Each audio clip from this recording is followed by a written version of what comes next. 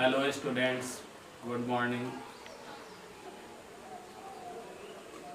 अल्लामा Iqbal college परिवार हमेशा अपने विद्यार्थियों के लिए चिंतित रहता है। उनके पढ़ाई लिखाई में कोई बाधा नहीं है।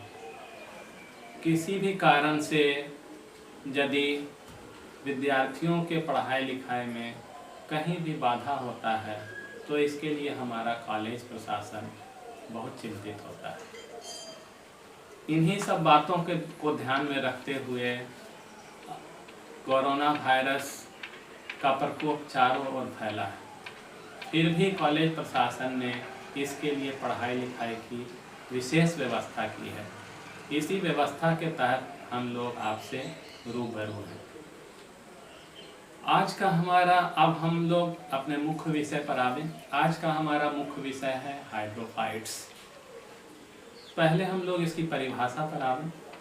वैसे पौधे जो पूर्णतः या आंशिक रूप से जल में निवास करते हैं, जलोद्भिद या हाइड्रोफाइट्स प्लांट कहलाते हैं। For example Eichhornia, Wolffia, Hydrilla, Trapa, Azolla etc। Hydrophytes की परिभाषा बहुत सारे वैज्ञानिकों ने अपने अपने ढंग से दी है, लेकिन जो उपरोक्त परिभाषा है वह सर्वमान्य है। अब पुनः हम लोग हाइड्रोफाइट्स पौधे को निम्नलिखित भागों में बांटते हैं। पहला सबमर्ज्ड हाइड्रोफाइट्स, दूसरा फ्लोटिंग हाइड्रोफाइट्स और तीसरा एम्फीबियस हाइड्रोफाइट।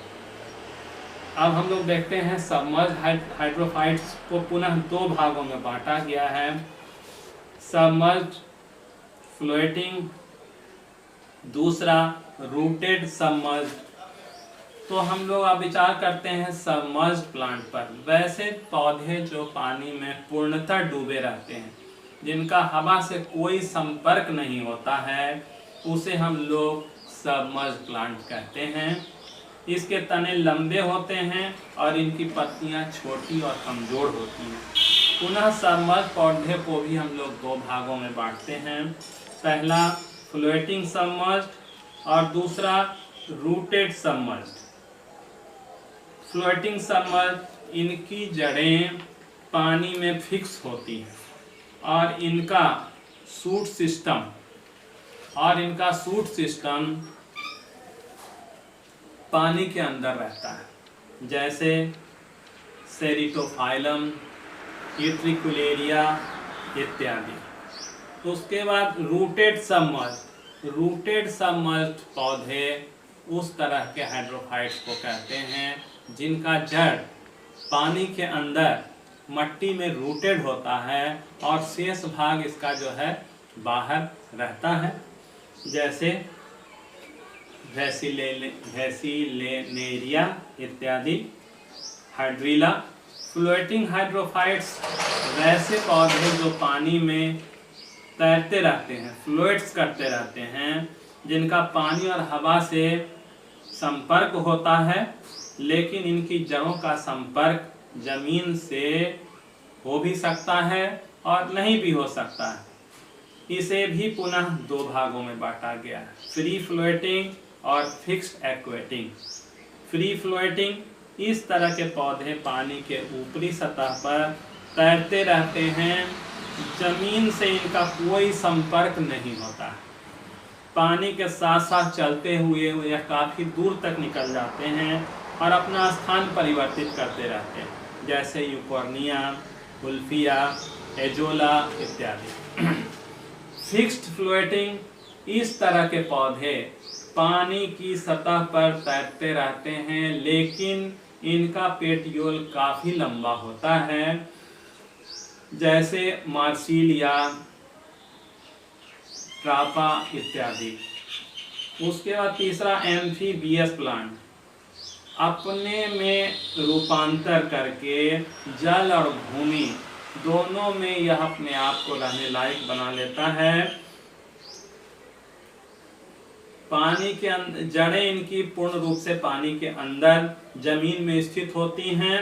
इनका सूट सिस्टम पूर्णतः या अंशतः एयर और पानी के संपर्क में रहता है, जैसे ट्रापा, रेननकुलस इत्यादि। एडेप्टेशन, एडेप्टेशन मतलब क्या है? चेंजेज। क्या क्या इसमें चेंजेज होता है? तो चेंजेज इसमें दो तरह का होता है, मॉर्फोलॉजिकल और एनाटॉमिकल।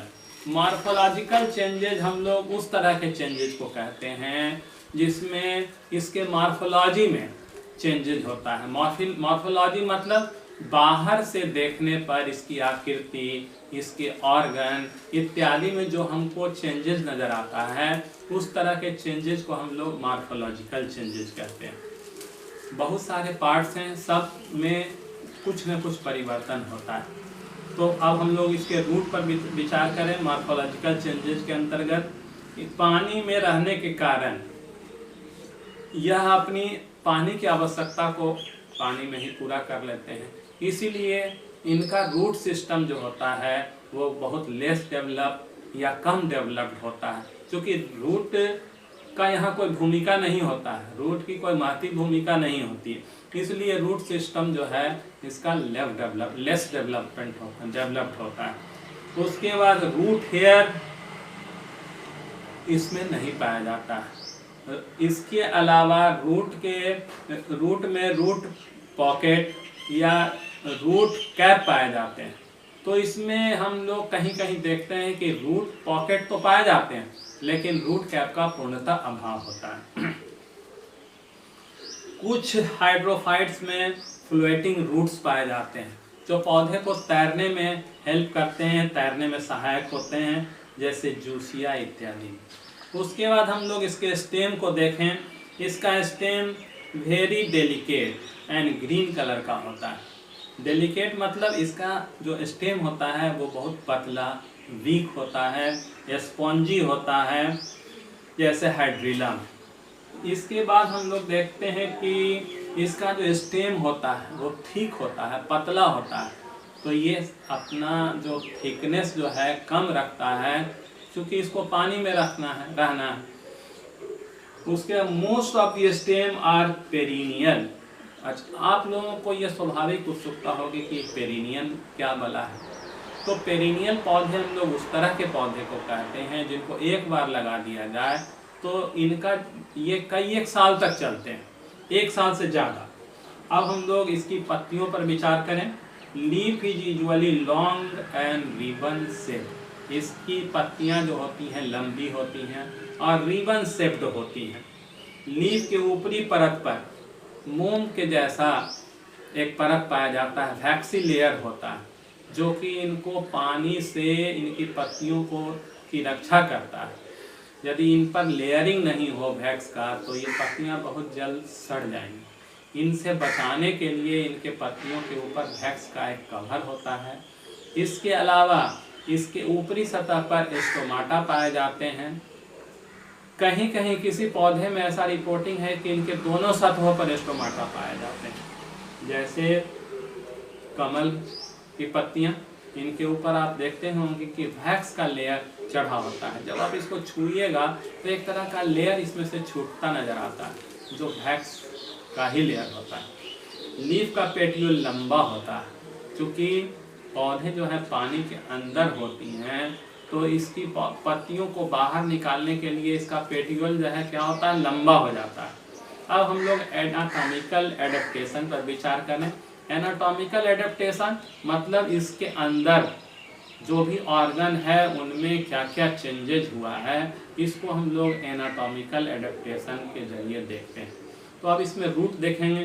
तो रूट का जो है ऊपरी लेयर अर्थात क्यूटिकल जो है बहुत लेस डेवलप्ड होता है, या कहीं कहीं कहिए अनुपस्थित भी रहता है। एपिडर्मिस मुख्यतः सिंगल लेयर का होता है और थिन बाल्ड होता है, मतलब पतला बाल होता है, और यह जो है पैरेन्काइमेटस सेल का बना होता है।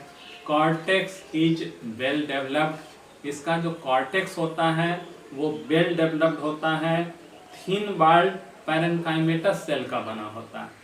Cortex is well developed. इसमें एयर कैविटी भी पाई जाती है, एयर कैविटी पाई जाती है। इसके अलावा vascular tissue are poorly developed. Vascular tissue का काम है पौधे को मजबूती प्रदान करना और इस सैल्यूट्स और पानी का सर्कुलेशन करना पौधे में। तो इस तरह का सिस्टम इसमें जो होता है वो कम डेवलप्ड होता है। अब इसके स्टेम पर विचार करें। स्टेम में क्यूटिकल एब्सेंट होता है और पुअरली डेवलप्ड होता है। Hypodermis is completely absent in submerged plant जैसे Hydrilla. Cortex is well developed. Air cavity roots की तरह पाए जाते हैं। इसके कॉर्टेक्स जो होंगे वो वेल डेवलप्ड होंगे और इसमें एयर कैविटी पाई जाती है। Mechanical tissue usually absent. Mechanical tissue xylem, phloem, cambium ये एब्सेंट होते हैं। अब इनकी पत्तियों में देखें क्या क्या चेंजेस होता है। पत्तियों में क्यूटिकल एब्सेंट होता है या पुअरली डेवलप्ड होता है। एपिडर्मिस सिंगल लेयर्ड का होता है। इनकी पौधों में क्लोरोप्लास्ट भरपूर मात्रा में पाई जाती है। स्टोमाटा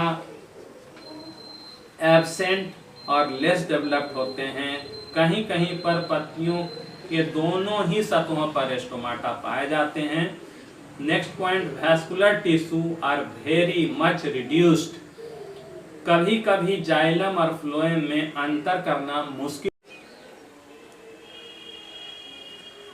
पत्तियों के पेटियोल बहुत अधिक डेवलप्ड और लंबे हो जाते हैं। मैकेनिकल टिश्यू पत्तियों में एब्सेंट होती है। अब हम लोग इकोलॉजिकल एडेप्टेशन पर विचार करें। इन सबों के अतिरिक्त हाइड्रोफाइट्स प्लांट में कुछ इकोलॉजिकल एडेप्टेशन भी होते हैं। जैसे पानी पौधे के अंदर रहता है तो इसको जो है लाइट बहुत कम मात्रा में मिल पाती है और ऑक्सीजन भी डायरेक्ट नहीं मिलता है। जो पानी के अंदर ऑक्सीजन घुले हुए फॉर्म में है उसी को इसे ग्रहण करना है। तो इन सबों के को ध्यान में रखते हुए पौधे में बहुत सारे चेंजेस होते हैं। सूर्य की किरण जब पानी के सतह के ऊपर पड़ती है तो इनसे बहुत सारे अल्ट्रावायलेट रेज जो है पानी के अंदर पहुंच जाती है। इन्हीं अल्ट्रावायलेट रे को ऑब्जर्व कर प्लांट जो है फोटोसिंथेसिस की क्रिया करता है और अपना भोजन ग्रहण करता है। इस तरह हम देखते हैं कि पौधे के अंदर बहुत सारे चेंजेज आते हैं और इन चेंजेज को एडॉप्ट करके पौधा अपना जीवन चक्र पूरा करता है। Thank you students. उम्मीद है कि आज के विषय को